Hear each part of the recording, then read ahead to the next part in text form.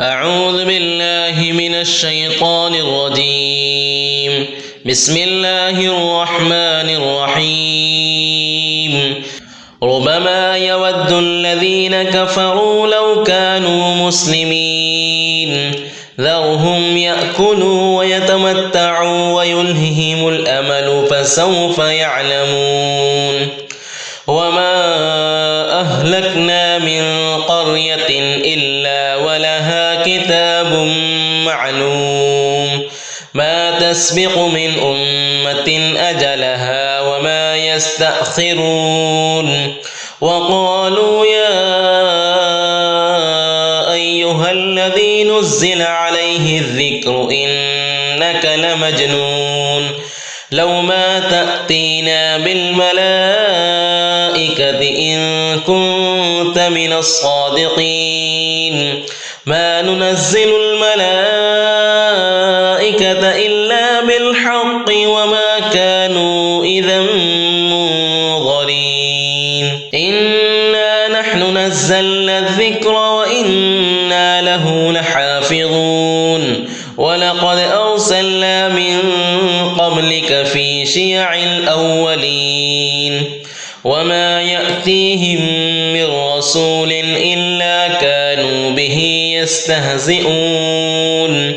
كذلك نسلكه في قلوب المجرمين. لا يؤمنون به وقد خلت سنة الأولين. ولو فتحنا عليهم بابا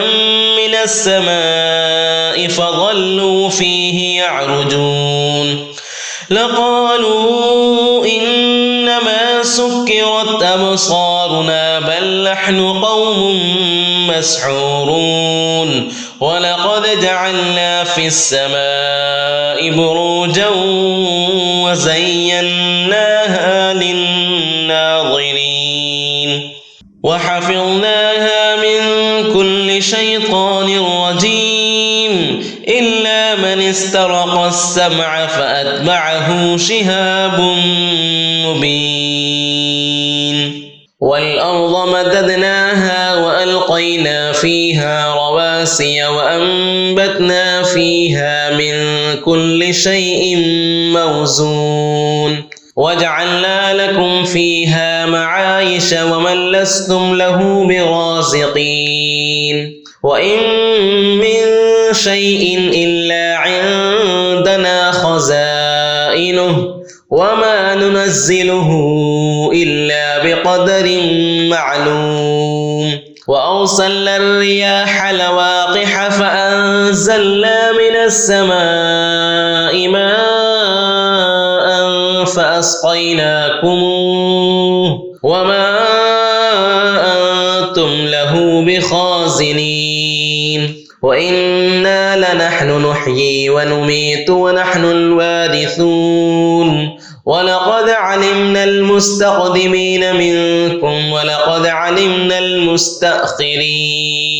وإن ربك هو يحشرهم إنه حكيم عليم. ولقد خلقنا الإنسان من صلصال من حمأ مسنون والجان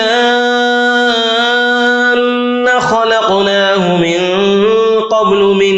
نار السموم. وإذ قال ربك للملائكة إني خالق بشرا من صلصال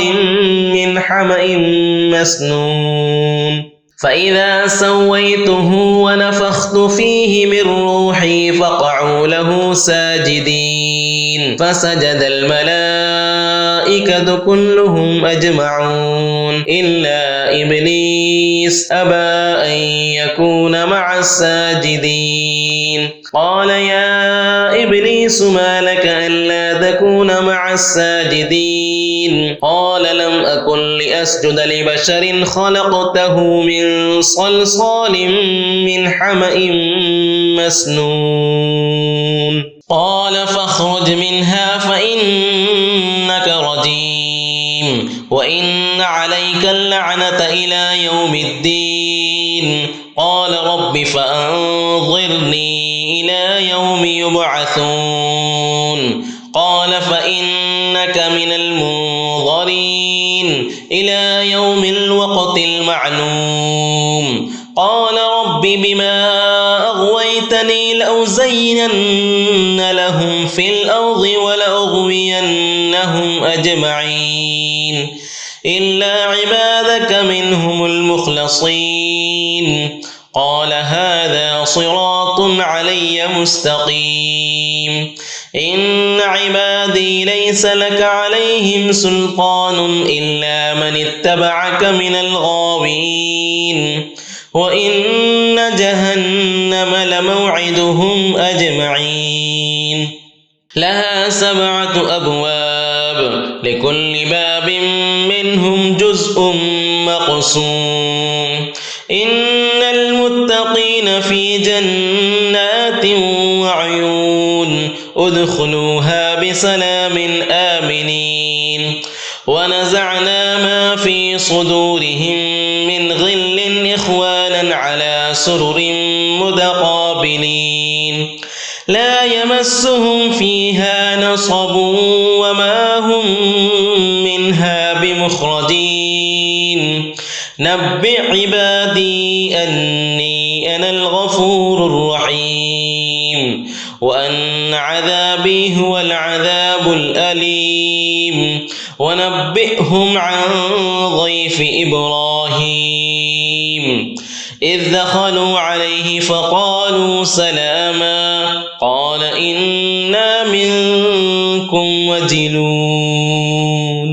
قالوا لا توجل إنا نبشرك بغلام عليم قال أبشرتموني على أن مسني الكبر فبم تبشرون قالوا بشرناك بالحق فلا تكن من القانتين قال ومن يقنط من رحمة ربه إلا الضالون قال فما خطبكم أيها المرسلون قالوا إنا أرسلنا إلى قوم مجرمين إلا آل لوط إنا لمنجوهم أجمعين إلا امرأته قدرنا إنها لمن الغابرين فلما جاء آل لوط المرسلون قال إنكم قوم منكرون قالوا بل جئناك بما كانوا فيه يمترون وأتيناك بالحق وإنا لصادقون فأسر بأهلك بقطع من الليل واتبع أدبارهم ولا يلتفت منكم أحد وامضوا حيث تؤمرون وقضينا إليه ذلك الأمر أن دابر هؤلاء مقطوع مصبحين وجاء أهل المدينة يستبشرون قال إن هؤلاء ضيفي فلا تفضحون واتقوا الله ولا تخزون قالوا أولم ننهك عن العالمين قال هؤلاء بناتي إن كنتم فاعلين لعمرك إنهم لفي سكرتهم يعمهون فأخذتهم الصيحة مشرقين فجعلنا عاليها سافلها وأمطرنا عليهم حجارة من سجيل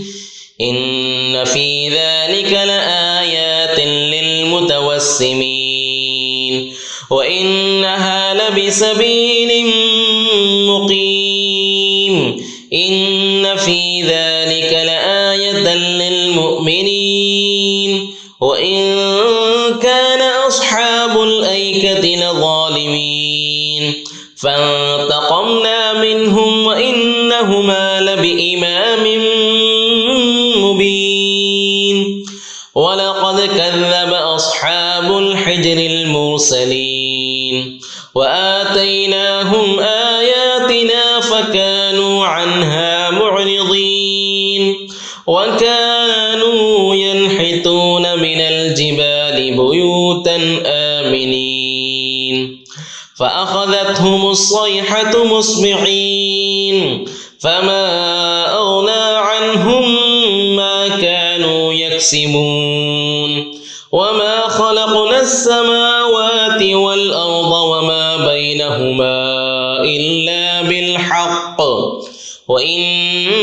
الساعة لآتية فاصفح الصفح الجميل إن ربك هو الخلاق العليم ولقد آتيناك سبعا من المثاني والقرآن العظيم لا تمدن عينيك إلى ما متعنا به أزواجا منهم ولا تحزن عليهم واخفض جناحك للمؤمنين وقل إني أنا النذير المبين كما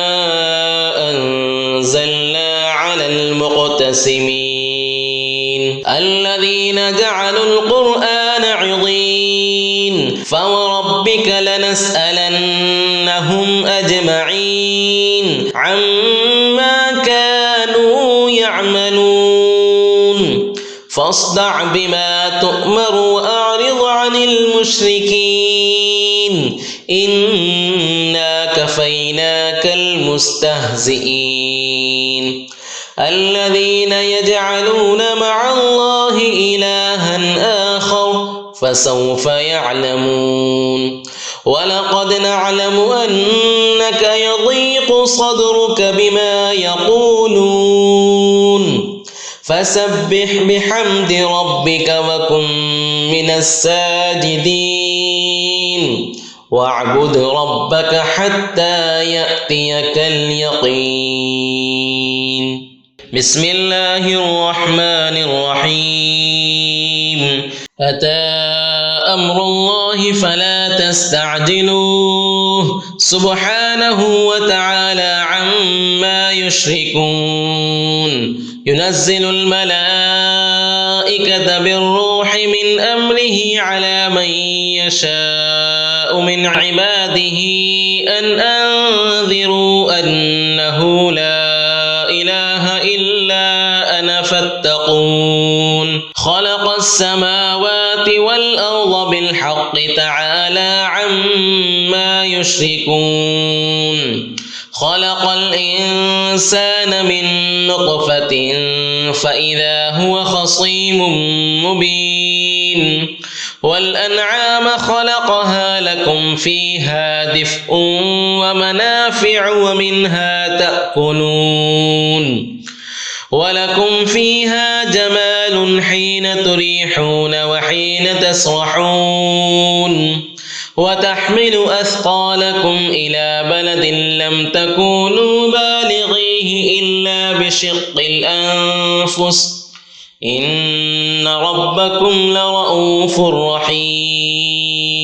والخيل والبغال والحمير لتركبوها وزينة ويخلق ما لا تعلمون وعلى الله قصد السبيل ومنها جائر ولو شاء لهداكم أجمعين هو الذي أنزل من السماء ماء لكم منه شراب ومنه شجر فيه تسيمون ينبت لكم به الزرع والزيتون والنخيل والأعناب ومن كل الثمرات إن في ذلك لآية لقوم يتفكرون تذكرون وسخر لكم الليل والنهار والشمس والقمر والنجوم مسخرات بأمره إن في ذلك لآيات لقوم يعقلون وما ذرأ لكم في الأرض مختلفا ألوانه إن في ذلك لآية لقوم يذكرون وهو الذي سخر البحر لتأكلوا منه لحما طريا وتستخرجوا منه حلية تلبسونها وترى الفلك مواخر فيه ولتبتغوا من فضله ولعلكم تشكرون وألقى في الأرض رواسي أن تميد بكم وأنهارا وسبلا لعلكم تهتدون وعلامات وبالنجم هم يهتدون أفمن يخلق كمن لا يخلق أفلا تذكرون وإن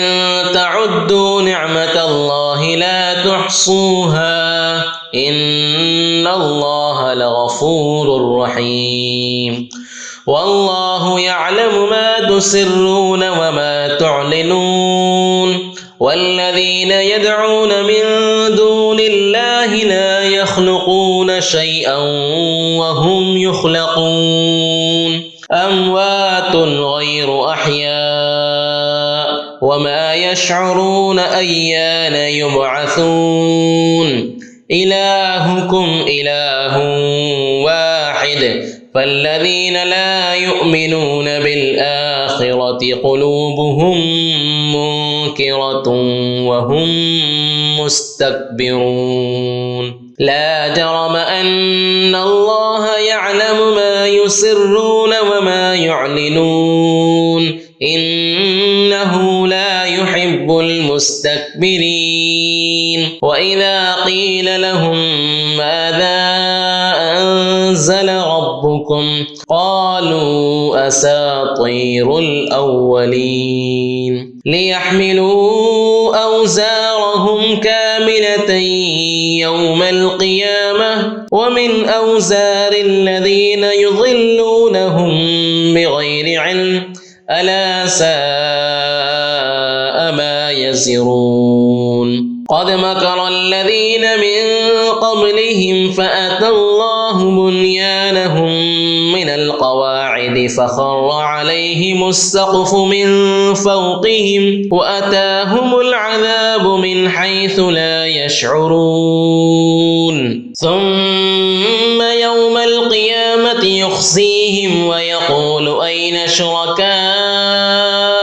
الذين كنتم تشاقون فيهم قال الذين أوتوا العلم إن الخزي اليوم والسوء على الكافرين الذين تتوفاهم الملائكة ظالمي أنفسهم فألقوا السلم ما كنا نعمل من سوء بلى إن الله عليم بما كنتم تعملون فادخلوا أبواب جهنم خالدين فيها فلبئس مثوى المتكبرين وقيل للذين اتقوا ماذا أنزل ربكم قالوا خيرا للذين أحسنوا في هذه الدنيا حسنة ولدار الآخرة خير ولنعم دار المتقين جنات عدن يدخلونها تجري من تحتها الأنهار لهم فيها ما يشاءون كذلك يجزي الله المتقين الذين تتوفاهم الملائكة طيبين يقولون سلام عليكم ادخلوا الجنة الجنة بما كنتم تعملون هل ينظرون إلا أن تأتيهم الملائكة أو يأتي أمر ربك كذلك فعل الذين من قبلهم وما ظلمهم الله ولكن كانوا أنفسهم يظلمون فأصابهم سيئات ما عملوا وحاق بهم ما كانوا به يستهزئون وقال الذين أشركوا لو شاء الله ما عبدنا من دونه من شيء نحن ولا آباؤنا ولا حرمنا من دونه من شيء كذلك فعل الذين من قبلهم فهل على الرسل إلا البلاغ المبين ولقد بعثنا في كل أمة رسولا أن اعبدوا الله واجتنبوا الطاغوت فمنهم من هدى الله ومنهم من حقت عليه الضلالة فسيروا في الأرض فانظروا كيف كان عاقبة المكذبين إن تحرص على هداهم فإن الله لا يهدي من يضل وما لهم من ناصرين وأقسموا بالله جهد أيمانهم لا يبعث الله من يموت بلى وعدا عليه حقا ولكن أكثر الناس لا يعلمون ليبين لهم الذي يختلفون فيه وليعلم الذين كفروا أنهم كانوا كاذبين إنما قولنا لشيء إذا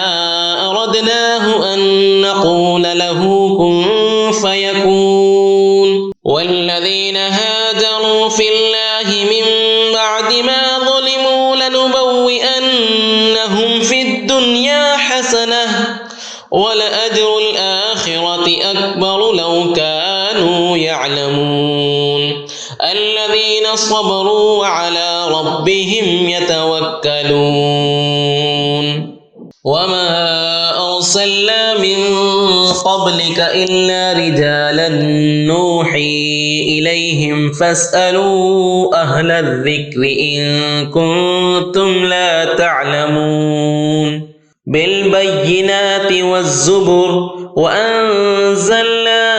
إليك الذكر لتبين للناس ما نزل إليهم ولعلهم يتفكرون أفأمن الذين مكروا السيئات أن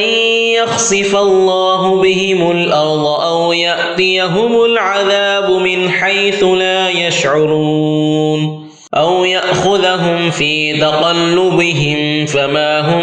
بمعجزين أو يأخذهم على تخوف فإن ربكم لرؤوف رحيم أولم يروا إلى ما خلق الله من شيء يتفيأ ظلاله عن اليمين والشمائل سجدا لله وهم داخرون ولله يسجد ما في السماوات وما في الأرض من دابة والملائكة وهم لا يستكبرون يخافون ربهم من فوقهم ويفعلون ما يؤمرون وقال الله لا تتخذوا إلهين اثنين إنما هو إله واحد فإياي فارهبون وله ما في السماوات والأرض وله الدين واصبا أفغير الله تتقون وما بكم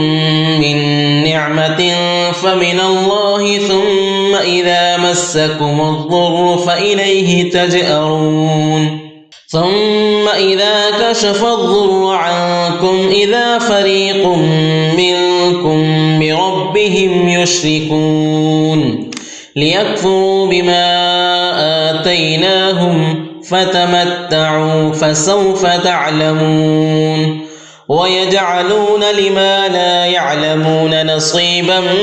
مما رزقناهم تالله لتسألن عما كنتم تفترون ويجعلون لله البنات سبحانه ولهم ما يشتهون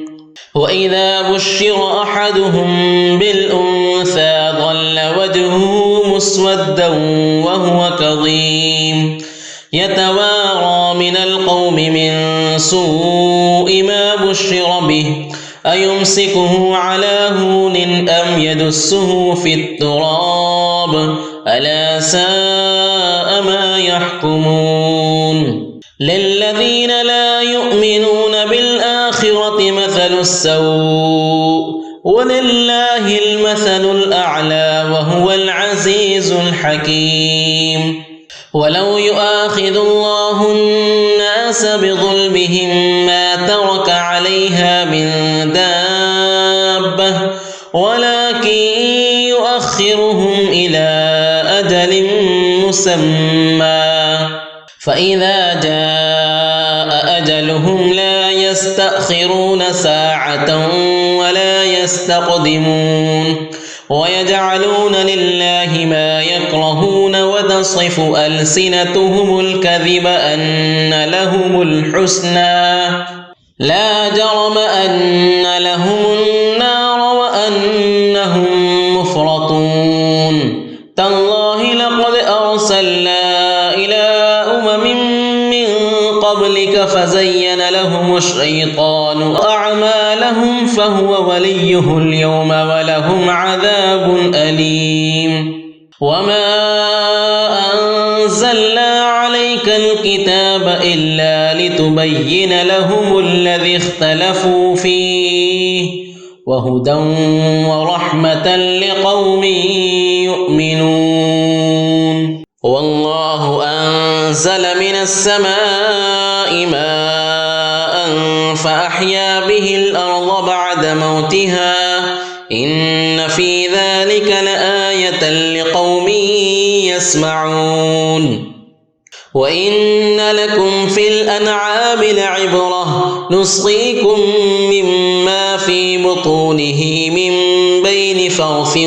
ودم لبنا خالصا سائغا للشاربين ومن ثمرات النخيل والأعناب تتخذون منه سكرا ورزقا حسنا إن في ذلك لآية لقوم يعقلون وأوحى ربك إلى النحل أن اتخذي من الجبال بيوتا ومن الشجر ومما يعرشون ثم كلي من كل الثمرات فاسلكي سبل ربك ذللا يخرج من بطونها شراب مختلف ألوانه فيه شفاء للناس إن في ذلك لآية لقوم يتفكرون والله خلقكم ثم يتوفاكم ومنكم من يرد إلى أرذل العمر لكي لا يعلم بعد علم شيئا إن الله عليم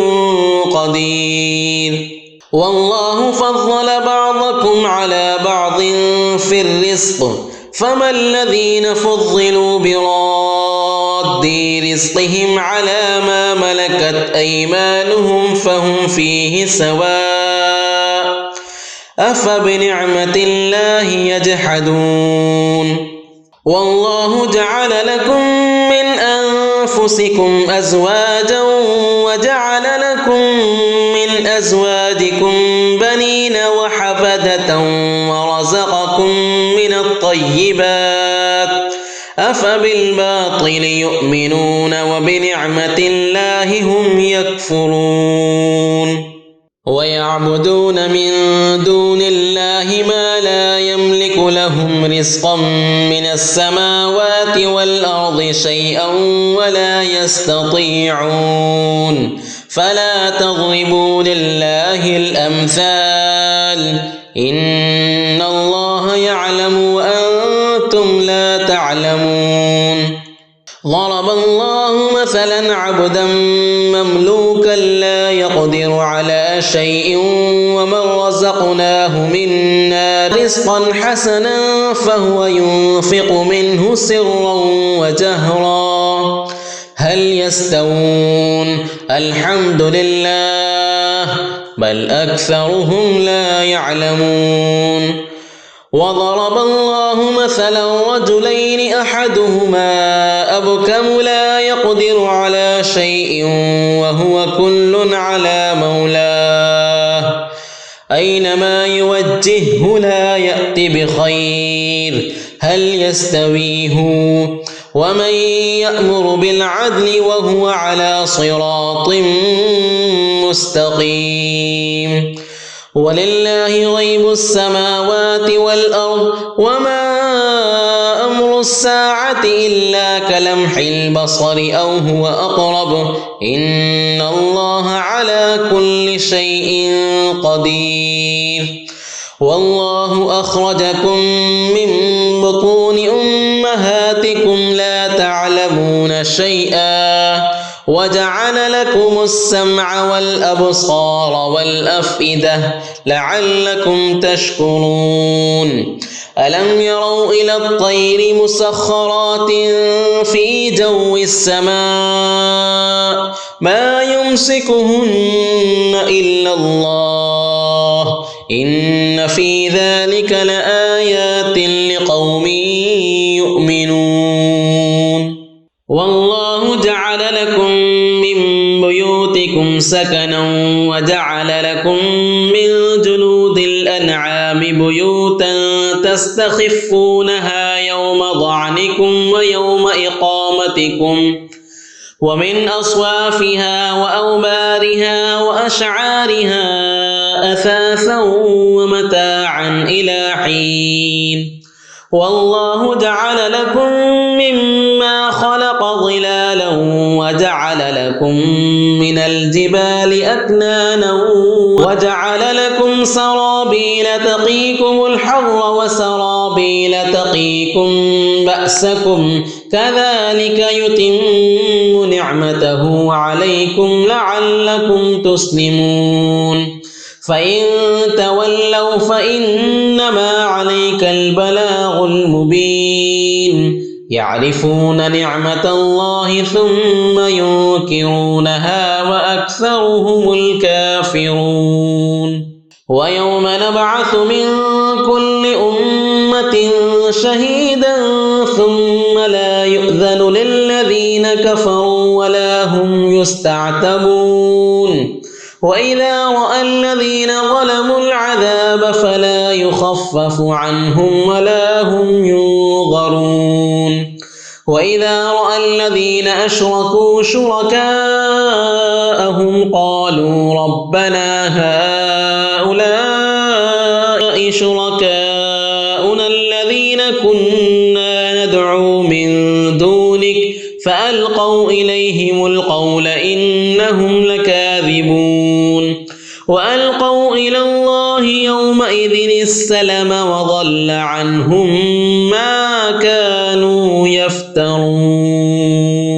الذين كفروا وصدوا عن سبيل الله زدناهم عذابا فوق العذاب بما كانوا يفسدون ويوم نبعث في كل أمة شهيدا عليهم من أنفسهم وجئنا بك شهيدا على هؤلاء ونزلنا عليك الكتاب تبيانا لكل شيء وهدى ورحمة وبشرى للمسلمين إن الله يأمر بالعدل والإحسان وإيتاء الفحشاء والمنكر والبغي يعظكم لعلكم تذكرون وأوفوا بعهد الله إذا عاهدتم ولا تنقضوا الأيمان بعد توكيدها وقد جعلتم الله عليكم كفيلا إن الله يعلم ما تفعلون ولا تكونوا كالتي نقضت غزلها من بعد قوة أنكاثا تتخذون أيمانكم دخلا بينكم أن تكون أمة هي أربى من أمة إنما يبلوكم الله به وليبينن لكم يوم القيامة ما كنتم فيه تختلفون ولو شاء الله لجعلكم أمة واحدة ولكن يضل من يشاء ويهدي من يشاء ولتسألن عما كنتم تعملون ولا تتخذوا أيمانكم دخلا بينكم فتزل قدم بعد ثبوتها وتذوقوا السوء بما صددتم عن سبيل الله ولكم عذاب عظيم ولا تشتروا بعهد الله ثمنا قليلا إنما عند الله هو خير لكم إن كنتم تعلمون ما عندكم ينفد وما عند الله باق ولنجزين الذين صبروا أجرهم بأحسن ما كانوا يعملون من عمل صالحا من ذكر أو أنثى وهو مؤمن فلنحيينه حياة طيبة ولنجزينهم أجرهم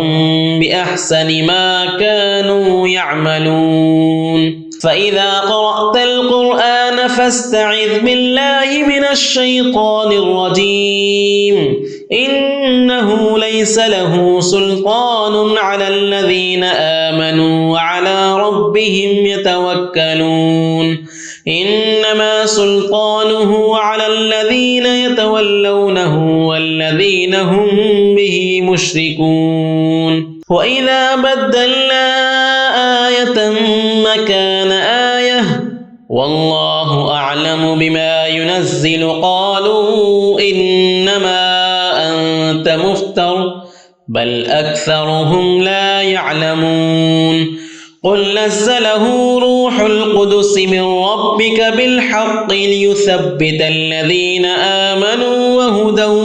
وبشرى للمسلمين ولقد نعلم أنهم يقولون إنما يعلمه بشر لسان الذي يلحدون إليه أعجمي وهذا لسان عربي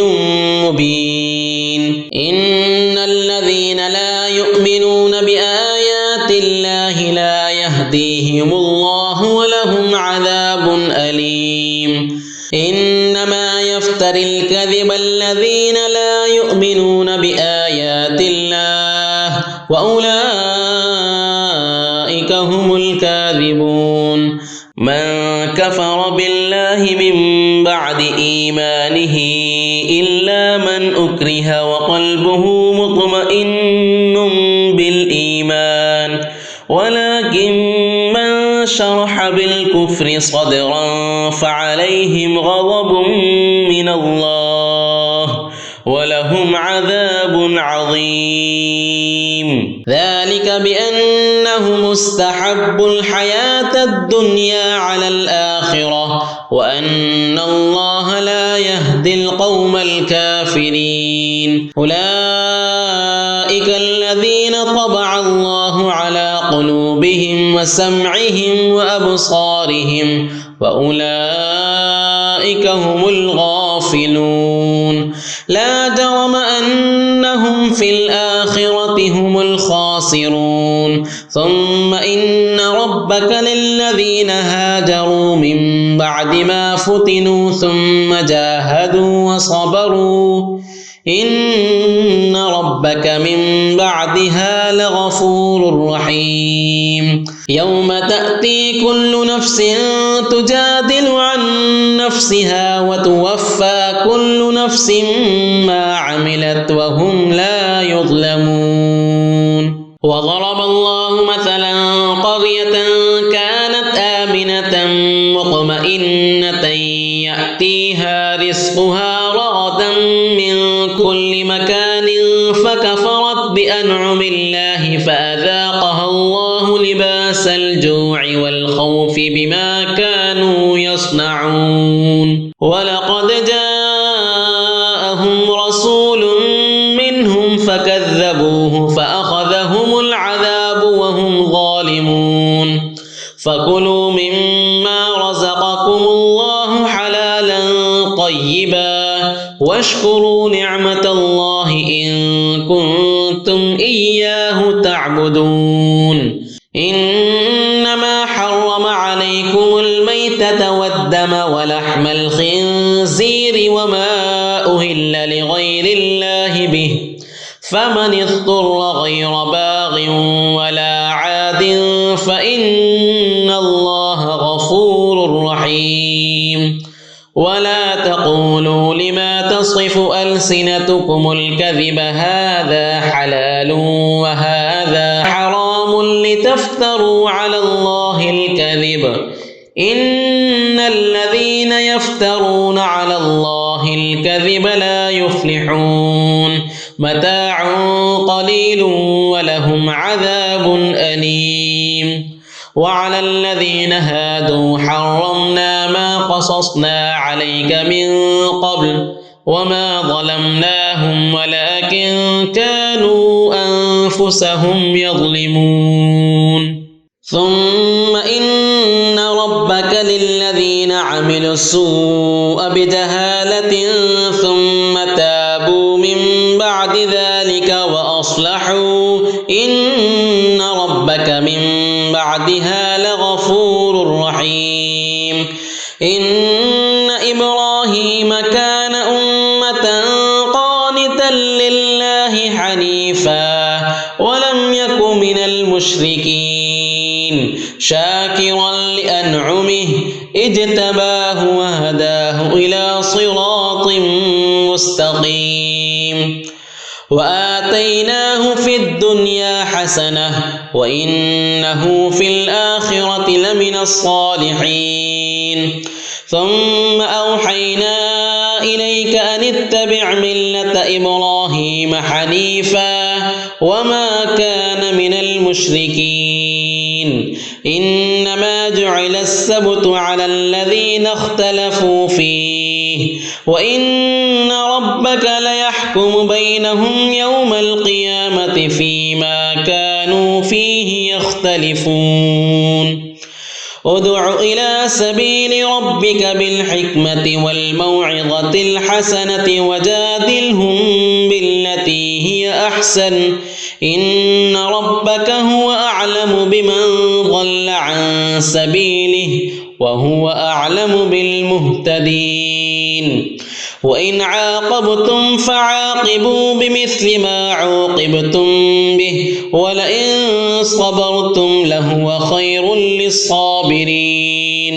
واصبر وما صبرك إلا بالله ولا تحزن عليهم ولا تك في ضيق مما يمكرون